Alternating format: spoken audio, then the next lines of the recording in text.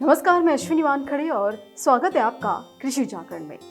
वैसे तो विश्व स्तर पर हमारा देश कपास उत्पादन में दूसरे स्थान पर आता है, जो कि प्राकृतिक रेशा प्रदान करता है।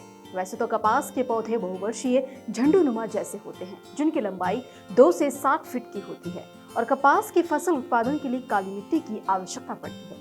और इसी के साथ कपास को व्यापार की दृष्टि से भी सफेद सोना कहा जाता है। यानी कपास का नाम सुनते ही एक ही बात दिमाग में आती है, वह यह है कि इससे उम्दा क्वालिटी के कपड़े बनते हैं, जो कि त्वचा की दृष्टि से सबसे ज्यादा सुरक्षित माने जाते हैं। लेकिन बहुत कम लोगों को पता है कि कपास की औषधीय दृष्टि से भी कई गुण हैं।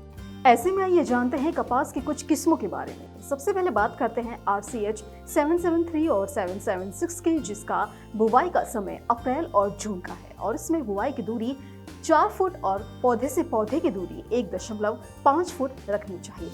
US 51 और 71, जिसका बुवाई का समय मई और जून है।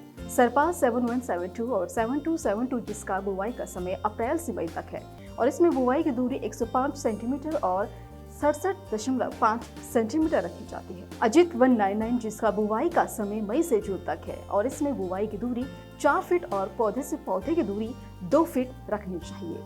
अब बात करते हैं कपास के बीज के उपचार की।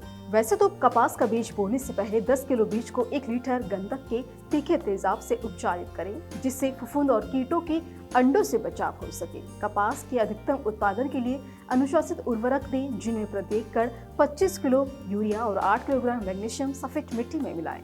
इसी के साथ कपास में माहू और हरा तेला के नियंत्रण के लिए फ्लोनाकोमीड 50% और WG 60 ग्राम प्रति एकड़ 200 लीटर पानी में घोलकर छिड़काव करें। तो दर्शकों, ये तो थी कपास के बीजों की कुछ अहम जानकारी। इसके अलावा भी अगर आप कोई जानकारी प्राप्त करना चाहते हैं तो नीचे दिए गए कमेंट सेक्शन में कमेंट कर जरूर बताएं। फिलहाल के लिए हमें दीजिए इजाजत और ऐसे ही अन्य जानकारियों के लिए जुड़े रहिए कृषि जागरण के साथ। धन्यवाद।